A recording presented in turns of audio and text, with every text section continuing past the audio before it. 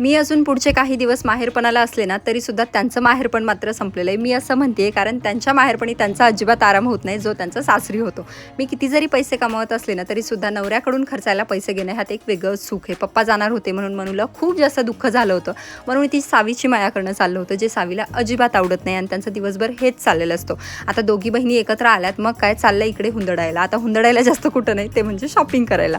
इथे पैठणगेटला जाणार होतो, गर्दी बघताय ना तरीही तुळशीबागेपेक्षा थोडीशी कमीच आहे. एकदम तडकते भडकते कलर बघून ना थोडंसं सिंपल सोबरकडे वळले तरीसुद्धा मला इथे काही पटलं नाही आणि त्याच्यानंतर मग न्यानूने हा ड्रेस सिलेक्ट केला. तिथे माझे गोडगोड सबस्क्रायबर्स पण भेटले आणि त्यांना भेटून खरंच खूप छान वाटलं.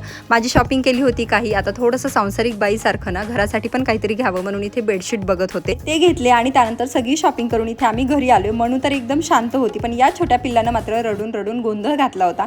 त्यानंतर परत ह्या दोघी बहिणींची मस्ती ऑन. आता बाहेर पाऊस पडत होता आणि चिंब पावसानं रानं गाणं बघत बघत ना परत तिथे मस्त मस्ती चाललेली. संध्याकाळच्या वेळेला आईला गहू निवडण्यात थोडीशी मदत केली आणि परत आम्ही निघालो बाहेर जाण्यासाठी, कारण आम्हाला काही साड्यांची खरेदी करायची होती.